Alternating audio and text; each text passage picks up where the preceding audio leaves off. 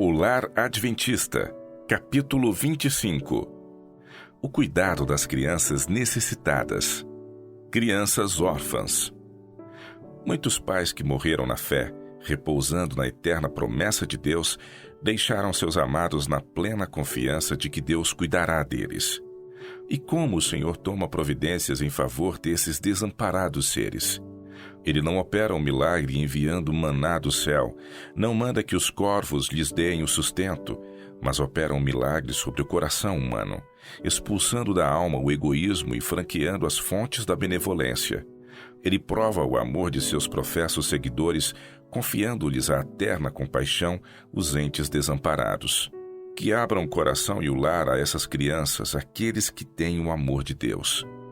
Há um vasto campo de prestatividade diante de todo aquele que deseja trabalhar pelo Mestre, cuidando dessas crianças e jovens que foram privados da cuidadosa guia dos pais e da subjulgante influência de um lar cristão.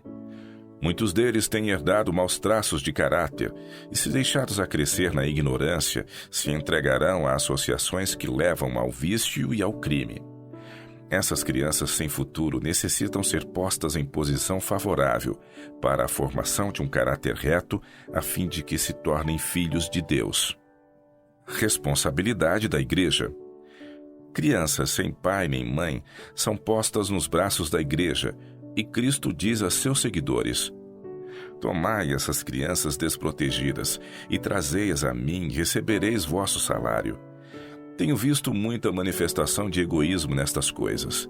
A menos que haja alguma evidência especial de que eles próprios serão beneficiados na adoção em sua família daqueles que necessitam de lares, alguns se esquivam e respondem: não. Não parecem saber ou importar-se de que estejam tais crianças salvas ou perdidas. Isto, eles pensam, não lhes diz respeito. Respondem como Caim: sou eu guardador do meu irmão?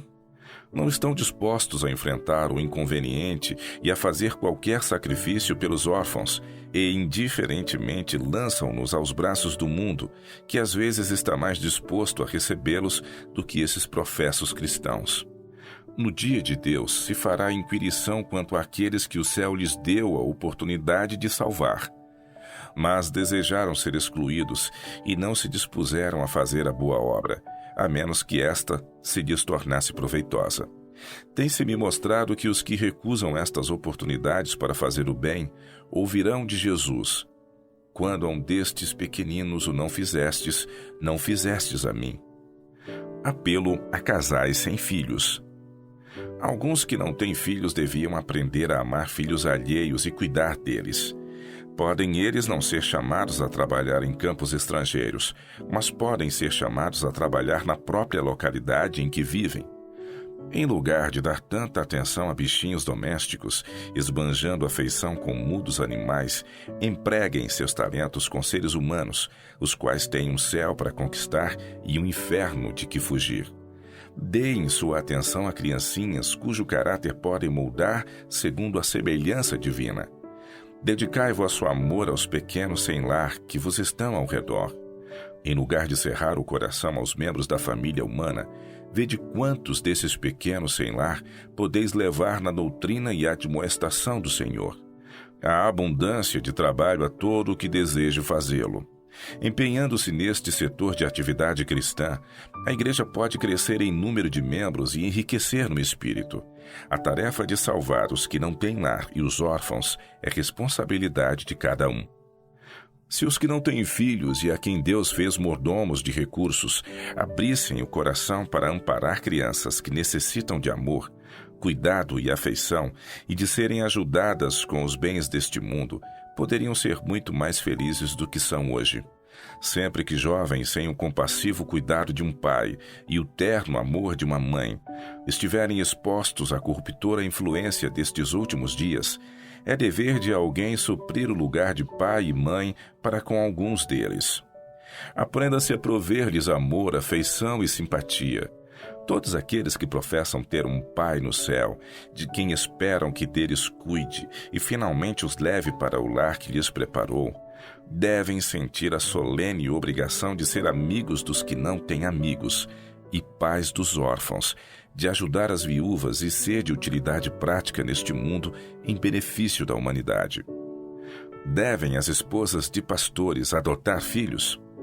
Tem sido feita a pergunta se a esposa de pastor deve adotar crianças pequenas. Respondo: se ela não tem aptidão de empenhar-se no trabalho missionário fora do lar e considera seu dever tomar crianças órfãs e delas cuidar, ela pode fazer um bom trabalho.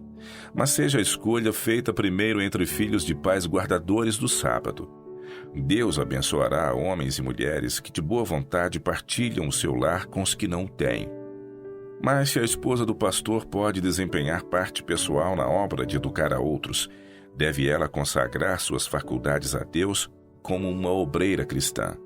Deve ela ser verdadeira ajudante do marido, assistindo-o em seu trabalho, melhorando o próprio intelecto e ajudando-o a dar a mensagem. O caminho está aberto para que a mulher humilde e consagrada, dignificada pela graça de Cristo, visite os que necessitam de auxílio e derrame luz nas almas desencorajadas. Elas podem levantar os abatidos orando com eles e apontando-lhes a Cristo. Não deviam, pois, devotar seu tempo e forças a um pequenino e desamparado mortal que necessite de constante cuidado e atenção. Não devem, assim, voluntariamente atar as próprias mãos. Abrir os lares a órfãos e desamparados. Tanto quanto estiver em vossa capacidade, fazei um lar para os que não têm. Prepare-se cada um para desempenhar uma parte para o êxito dessa obra. Disse o Senhor a Pedro: apacenta os meus cordeiros. Esta ordem é para nós, e em abrindo nossos lares para os órfãos, ajudamos no seu cumprimento. Não permitais que Jesus fique desapontado convosco.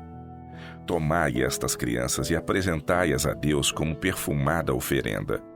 Pedi sobre eles sua bênção e então modelai-as segundo a ordem de Cristo. Aceitará nosso povo este sagrado encargo? Um teste para o povo de Deus. Anos atrás foi-me mostrado que o povo de Deus seria testado na questão de prover um lar para os que não o têm, que haveria muitos sem lar em consequência de crer na verdade. Oposição e perseguição separariam os crentes de seus lares, e seria dever dos que tivessem lar abrir uma ampla porta aos que não o tivessem. Foi-me mostrado recentemente que Deus provaria seu povo professo, especialmente com respeito a este assunto.